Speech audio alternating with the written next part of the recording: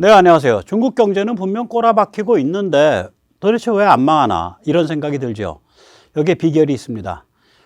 망하더라도 우리가 아는 그런 망하는 모습과는 전혀 다르게 망합니다. 중국 특색 사회주의라고 하지만 실제로 이것은 중국 특색 국가 자본주의이며 중국 특색 경제학입니다. 우리가 보통 시장 경제에서 생각하는 그런 경제적 원리가 작동하지 않습니다. 제가 보기에는 등소평이 박정희 대통령의 수출 경제 모델을 하이제킹해서 지 멋대로 변형한 겁니다. 자기들 마음대로. 예. 오늘 그 사정을 알아보도록 하겠습니다. 일단 이제 한중 무역 적자부터 보죠. 야, 중국 얘기하기 전에 지금 한국 경제 망하게 생겼다. 분명히 백모더러 그렇게 말씀하실 분들이 계시죠. 이 공포스러운 추이입니다. 예, 2022년에는 하반기부터 이제 대중 수출이 줄어들어 가지고 쭉쭉 나갔는데 그러더라도 전체 한 해 전체로 보면 간신히 흑자입니다. 12억 달러 정도 흑자였습니다. 그런데 그 줄어드는 폭이 그래프에서 작년 동기 대비 감소율이에요. 이게 그냥 완전히 꼬라박혀서 지금 2월 말까지 무려 50억 달러가 넘는 적자고요. 그리고 3월 말까지는 78억 8천만 달러가 넘는 적자입니다. 이는 전체 적자 225억 8천만 달러의 34.9%에 해당을 합니다. 야, 이거 참 겁나죠. 네, 겁납니다. 이 한중 무역 적자의 원인에 대해서 보통 두 가지 정도는 다들 얘기를 합니다. 근데 저는 그 중에 이제 하나를 좀 더 붙여봤습니다. 증거가 따로 있는 건 아니고요. 그런 얘기를 하는 중국 평론가들이 좀 있어요. 외국에. 일단 반도체가 49.5%, 그건 그렇다 치고, 석유화학이 37.9%, 무선통신이 43.2%, 일반 기계가 마이너스 26.6%까지 낮아지고 있습니다. 여기 이제 두 가지 얘기는 보통들 합니다. 우선 첫째, 중국이 기술 발전에 의해서 수입 대체가 꾸준히 일어나고 있다. 이게 이제 2013년 이후로 벌써 10년째 이 추세가 이어지고 있거든요. 그건 말이 되는 거죠.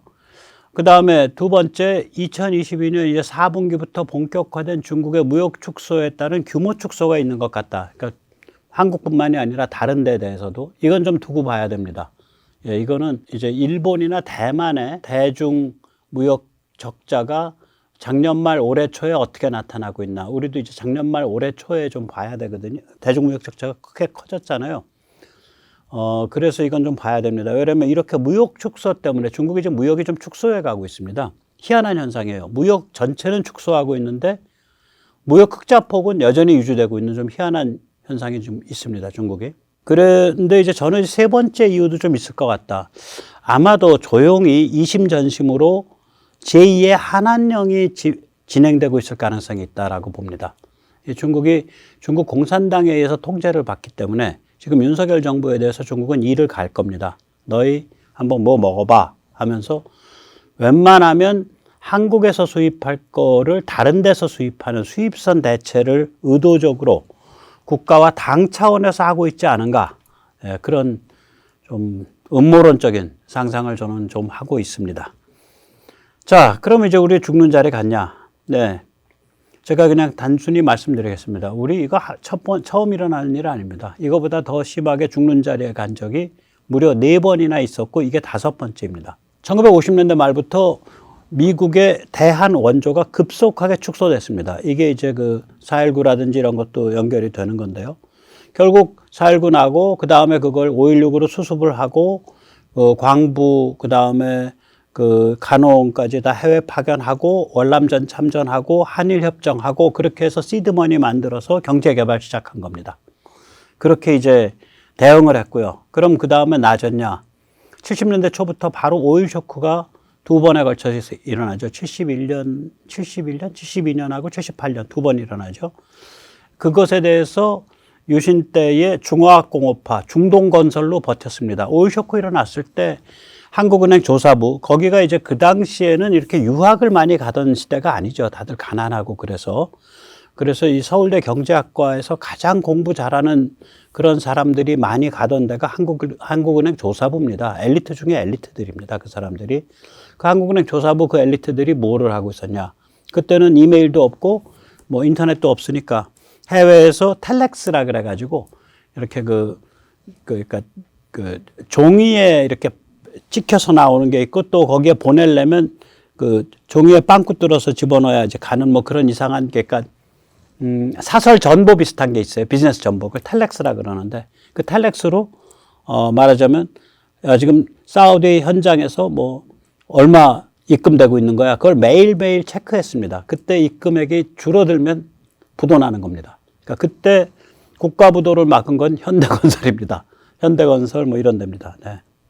그 다음에 이제 79년에서 93년 이게 긴 시간인데요. 한 14년 동안 이때 이제 우리가 이제 그 체질 변화를 한 거예요. 중국이 이걸 놓쳐버린 거죠. 이거 할 수 있었던 때가 중국이 언제냐면 천안문 학살 때가 우리 79년경에 해당을 합니다. 그때 중국이 개혁, 그러니까 민주화, 그 다음에 다당제, 그리고 공정시장, 민간주도 이런 개혁을 했었어야 돼요. 90년대 초가, 중국의 90년대 초가 우리의 79년 정도에 해당을 해요. 정부 주도에 이때 한계가 오는 거거든요. 그리고 미국이 1981년 레이간 때부터 초고율 이자를 해요. 우리가 지금 뭐 미국 이자율 높다 그러지만 그때 미국이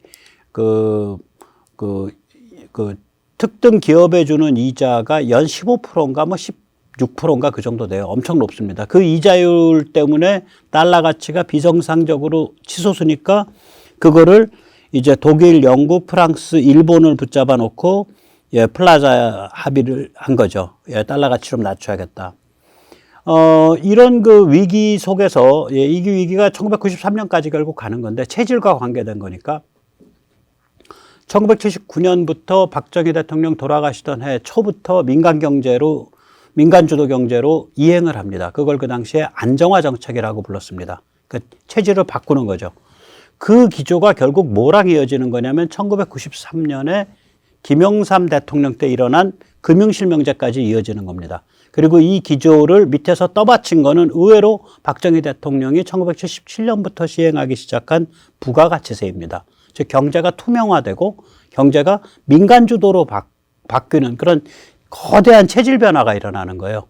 그 와중에 우리가 선진국으로 가는 길목에 안착을 한 게 그 88 서울올림픽 직전입니다. 그래서 그때부터 이제 소비재를 수입을 해서 먹을 수가 있어요. 이제 대한민국 경제가 돌아가니까. 그래서 일반 서민도 돼지고기 같은 걸 좀 자주 먹게 되고.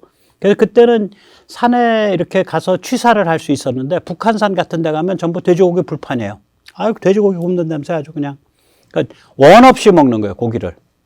돼지고기가 그게 달러를 소비재로 쓸 수 있는 거랑 관계가 있습니다.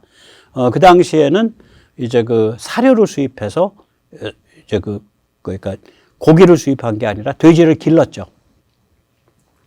그 다음에는 이제 1997년에서부터 바로 또 IMF가 오죠. 그러니까 계속 닥친 거예요. 2001년까지 4년 동안.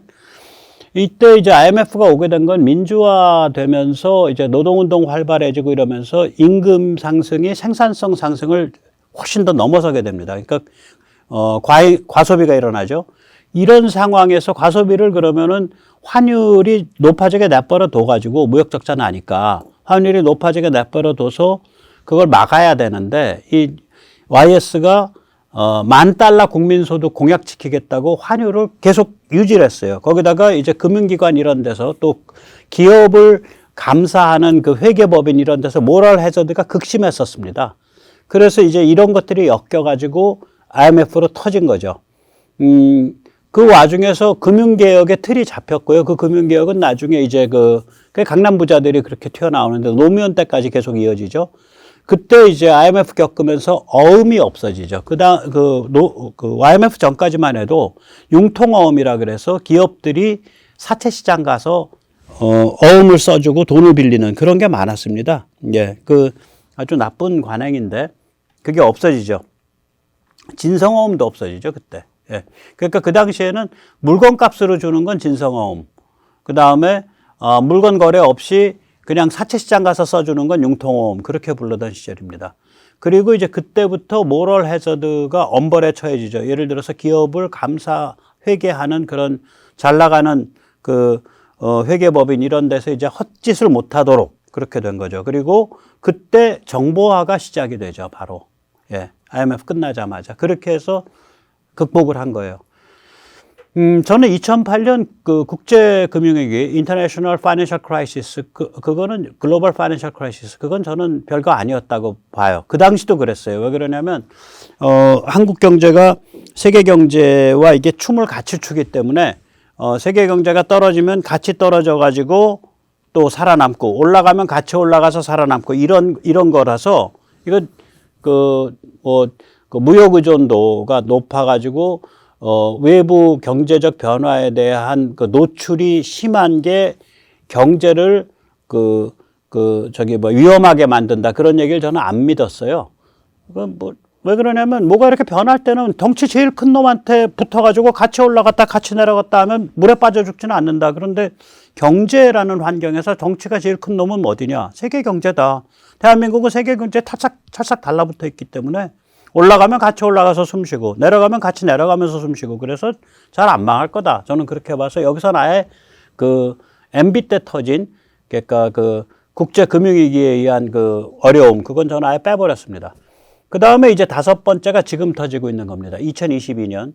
이거는 이제 국내적으로는 인구 절벽과 성장 잠재력 한계가 와 있던 상황에서 세계 질서가 급변하고 있는 거거든요. 우크라 전쟁 진행되면서 세계 에너지 수급 체계가 흔들렸고 그리고 차이나 디커플링이 진행이 되면서 지금 난리가 벌어진 상황이죠. 그럼 이건 앞으로 어떻게 될 거냐. 제가 보기에는 결국 차이나 디커플링이 우리가 직격탄을 맞고 있어요, 지금.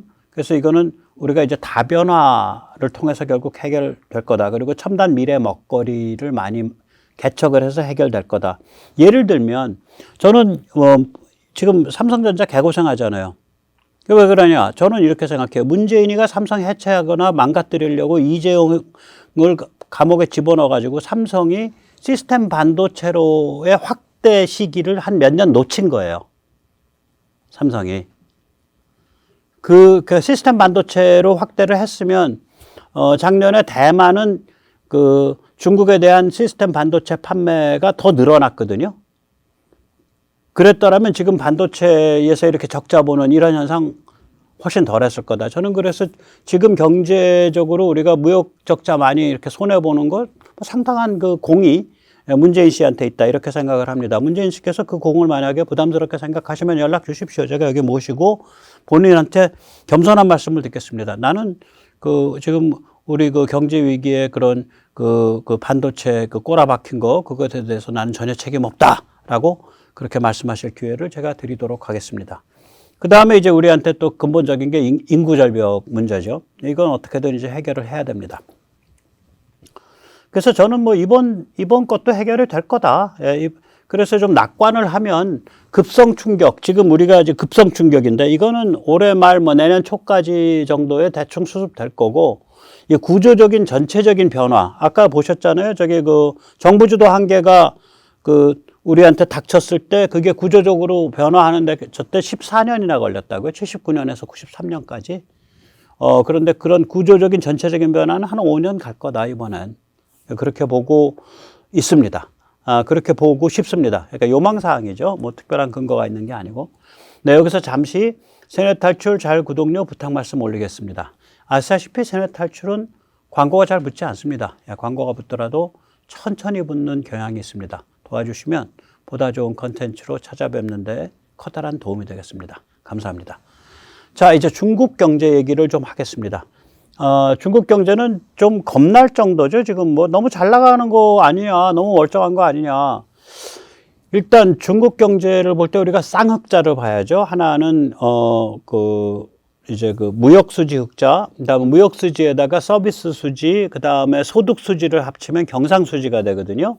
그래서 무역 수지 흑자, 경상 수지 흑자. 네. 그거를 좀 봐야 되고요. 그 다음에 이제 외환 보유고를 봐야 되는데 공포스러울 정도로 참 막강합니다. 네, 2022년 무역 흑자는 8,776억 달러였고 전년 대비해서 90% 증가했습니다. 이게 왜 그러냐면 다른 나라들은 전부 공급 체인망이 다 망가져 버렸잖아요. 저거 할 때 코로나 할 때. 근데 중국은 그걸 다 가둬가면서 잡아 돌려가지고 2022년에 펄떡 일어났어요. 그 다음에 2023년 1, 2월 달에 무역 흑자는 이미 1,169억 달러를 기록하고 있는데 이것도 신기록입니다.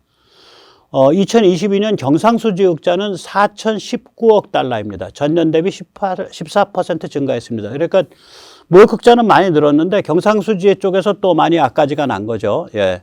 그래서 경상수지는 흑자는 4,019억 달러 정도 되고요. 네. 그리고 이제 그 2022년 말 기준 외환 보유고는 3조 1천억 달러 정도에 이릅니다. 괴물이죠. 뭐 굉장히 잘 나가죠. 저 숫자만 보면. 그런데 이제 그 중국에서 우리가 이제 볼 수 있는 게 뭐냐면 또 이 외국인 투자도 별로 수그러들질 않고 있어요. 여기 잠깐 이제 보면, 네. 외국인 투자도 이렇게 이제 이게 보통 한 1,500억 달러 연간에서 2천억 달러 수준에서 왔다 갔다 하는데 저 그래프는 어떻게 그린 거냐면요. 한 해 안에서는 누적이에요. 그러니까 저 정점을 찍는 부분들이 그 해의 누적액이에요.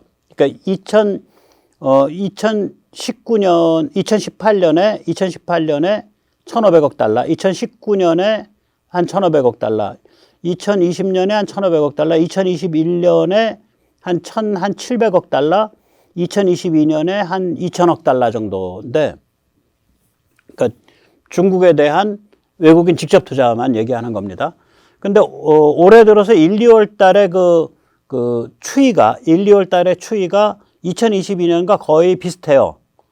그래서 이게 그대로 유지될 수도 있겠다, 뭐 이런 생각을 들죠. 그러니까 외국에서 엄청 밀려드는 거죠. 1년에 뭐 2천억 달러씩 밀려들면 1년에 외국인 투자만 한 300조, 한 6, 70조 일어난다는 얘기니까 어마무시한 거죠. 그런데 이제 작년 말 올해 초에 이 추세는 좀 이렇게 조작된 것 같다. 그러니까 이 중국 돈이라고 의심되는 돈들이 빠져나가서 중국으로 회입된 거 아니냐라는 얘기를 하는 그런 평론가들이 있어요. 네, 그 외국 평론가들 중에. 그건 좀 두고 봐야 될 것 같은데, 뭐, 그럴 소지도 충분히 있죠. 왜냐면 중국 입장에서는 외국인 직접 투자는 곧바로 제조업이랑 이어지고, 제조업이라는 거는 곧바로, 쌍흑자, 무역흑자, 경상수지 흑자랑 이어지는 거기 때문에 중국 입장에선 저거를, 말하자면은, 저 추세가 꺾였다라는 걸 보여주기가 껄끄러울 수 있어요. 안 꺾이고 있다. 왜냐면 세상은 기세로 가는 거니까. 그런데 이제 여기서 제가 오늘 말씀드리고자 하는 게 이건데, 그러면 이 쌍흑자를 도대체 무슨 비결로 계속하고 있는가? 이렇게 어려운 때. 네, 기본적으로는 이제 다 외부 경제입니다. 경제학에서 이제 외부 경제라고 한다는 건 뭐냐면은, 경제적으로 코스트가 발생하고 있는데 그걸 경제적 방법에 의해서 시장에서 풀지를 않고 바깥으로 떠넘겨 버리는 거예요. 예를 들어서 공해 및 환경 파괴죠. 원래는 그게 코스트에 반영이 돼서 상품 가격에 얹어져야 되는데 그거를 그러니까 다시 뭐 공해를 줄이기 위한 코스트라든지 혹은 이미 발생한 공해를 사후 처리를 하기 위한 코스트라든지 이게 상품 가격에 반영이 돼야 되는데 그걸 반영 안 시켜버리고 싼 값에 그냥 막 뿌려버리는 거죠. 그러면 바깥으로 코스트를 떠넘긴 거 아니에요. 자연 환경으로 코스트를 떠넘긴 거죠. 그래서 저게 자연 환경에 대한 외부 경제죠. 근데 중국은 자연 환경에 대한 외부 경제만 있는 게 아니라 사회 정치에 대한 외부 경제도 있다고 생각을 하죠. 이게 내부식 민지죠. 즉 농민공과 돈원 격차인데 전 세계 어떤 저 정도 규모의 나라 중에 인도도 뭐 그렇게 안 하죠. 거주 이전을 막아 놓잖아요. 즉 다시 말하자면 도시에 있는 농민공은 그 도시의 거주민이 아니에요. 그래서 그 자제가 공립학교를 못 가요. 그래서 싸구려 동네 학원을 다녀야 돼요. 그 자제가. 그리고 이제 무슨 노동운동 같은 거에 왔다 갔다 하고 입 바른 소리 하면 들어가지고 너 농촌 가 해서 보내버려요. 그러니까 좀 말이 안 되는 그런 처지에서 살고 있는 거예요. 저 농민공이라는 게. 그 다음에 이제 돈원격차도 심하죠. 예를 들어서 중국 인구의 5억에서 6억 명이 연소득 1,800달러 이하에서 삽니다. 그러니까 월 150달러 이하, 5달러 이하로. 충분히 이해가 되죠. 왜 그러냐면 우리가 샹하이 같은 데 가도 우리 돈으로 한 5, 60만 원, 달러로 한 400불 정도니까 그 기본적으로 주는 급여 수준이. 그러니까 상하이가 물가가 높은데도, 그러니까 웬만한데 저쪽 쭉 가게 되면 저 농촌 가면 월 150달러 주고 사람 쓴다는 얘기예요. 그래서 중국 보면은 이제 그 제조업체의 그 해외 바이어 상대하는 사람들이 로망이 뭐냐면 영어 잘하고 해외 그 바이어 선 딱 잡고 있다가 나중에 자기가 좀 더 이해를 하면 이제 그 생산 파트나 연구개발 파트 사람 끌어들여 가지고 자기 회사 만들고 자기 고향에 아주 싼 가격으로 저런 저임금 공장을 만들어요. 조그맣게. 그래가지고 파는 거죠. 그럼 굉장히 큰 격차를 벌죠. 왜 그러냐면 자기가 다니던 공장은 예를 들어서 뭐 셴첸이나 동관은 셴첸 바로 뒤 배후 지역이죠. 거기 이제 임금 비싼 데서 했었는데 자기 고향으로 고속철 타고 한 2시간 가면은 거기는 임금이 뭐 150달러 뭐 이러니까 그 액수만큼 자기가 돈을 확 버는 거예요, 한꺼번에. 그런 것들이 이제 그 영업사원들의 중국에서의 그 수출을 하고 있는 영업사원들의 그 로망이죠. 그 인생 그 경로예요. 자, 그래서 이제 이거가 중국이 이런 것을 쌍흑자의 쌍흑자의 비결이 결국 내부식 민지에 있다는데 이걸 우리가 조금 더 이제 들여다 봐야 돼요. 이게 그냥 그렇게 해서 말을 치워버리면은 좀 그렇습니다. 자, 쌍흑자를 내면 무슨 일이 벌어질까요? 달러를 벌어왔어. 그럼 은행에 집어넣고 위안화로 받아갔잖아요. 그 흑자가 많아지면 위안화가 시중에 많이 풀리죠. 통화 증발이 일어나죠. 그러면은 우리 같은 경우에 이렇게 그 막 밖에서 달러 막 들어오면 한국은행이 통화안정증권이라는 걸 발행을 합니다. 통화안정증권. 그래서 시중에 풀려 있는 그 돈을 걷어들여요. 왜냐면 인플레를 막 일으키려고 하니까, 몸살을 하니까 얘가. 그래서 이게 이제 그 인플레이션 압력을 줄이려고 통화안정증권을 해가지고 돈을 걷어들인다고요, 우리는. 그게 정상적 시장 경제예요. 그런데 제가 과문해서 그런지 중국에서 통화안정증권을 대대적으로 발행했다는 얘기를 들은 적이 없어요. 그리고 중국 경제를 한 사람들이 뭐라고 평을 하냐면 중국이야말로 역사상 저렇게까지 통화 증발이 지속적으로 일어나고 있는 나라가 없다라 그래요.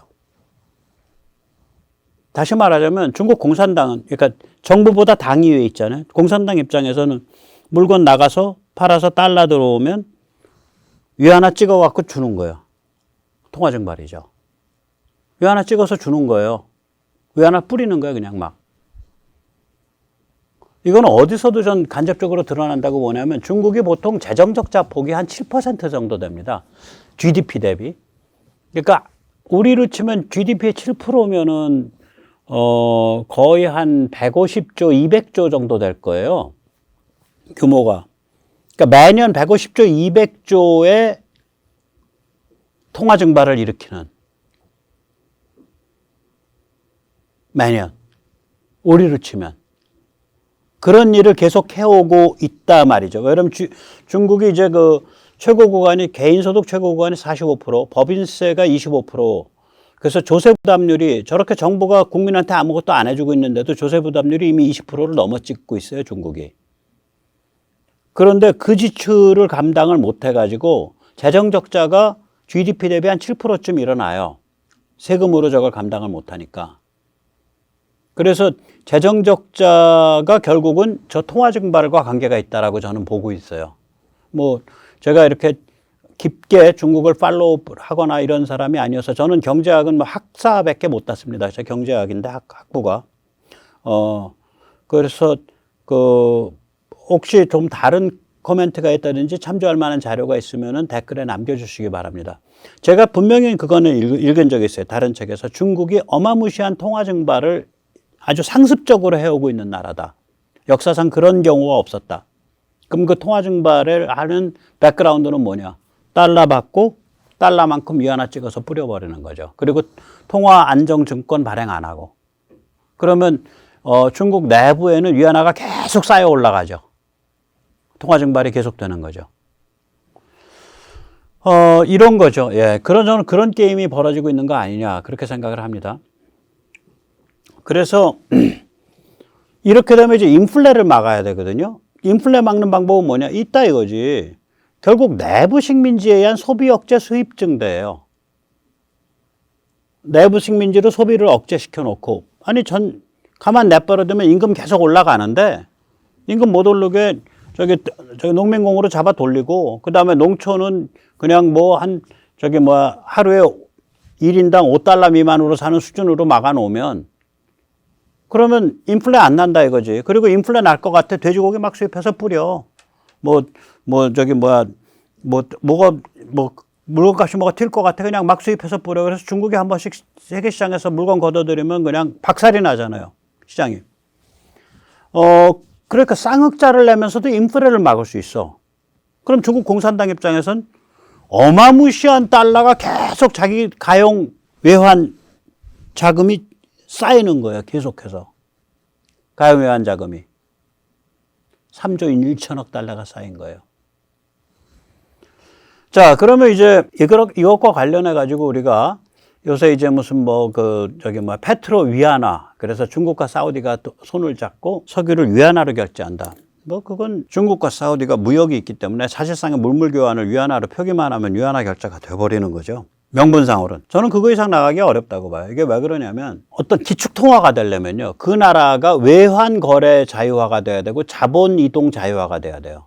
즉 다시 말하자면 중국 사람들이 외국 주식 살 수 있어야 돼. 그냥 중국에 앉아서. 우리 여기 앉아가지고 그냥 미국 회사 주식 사잖아. 그 다음에 우리가 은행 가서 외환 구좌를 열잖아요. 외환 예금도 열고. 외국 자산에 투자도 하고. 외국 기업에 투자도 하고. 이게 외환 거래 자유화거든. 그러면 중국에 돈 꽤나 있는 사람들이 다 빠져나가 버리죠. 그 다음에 자본 이동 자유화. 중국에서 기업 철수할 때 그 기업값 제대로 받아가지고 나왔다든지 기업의 이익을 중국 바깥으로 송금하는 걸 자유롭게 했다는 얘기 들어보신 적 있어요? 그러면 외환 거래도 자유스럽지 않고 자본 이동도 자유스럽지 않은데 그게 어떻게 기축통화가 되냐고. 근데 저걸 자유화시키는 순간 중국 공산당의 컨트롤이 무너져요. 그래서 위안화는 기축통화가 될 수가 없어요. 페트로에 관한 위안화가 기축통화 될 거다. 저는 개꿈이라고 봅니다. 혹시 다르게 생각하시는 분 있으면 근거를 주시기 바랍니다.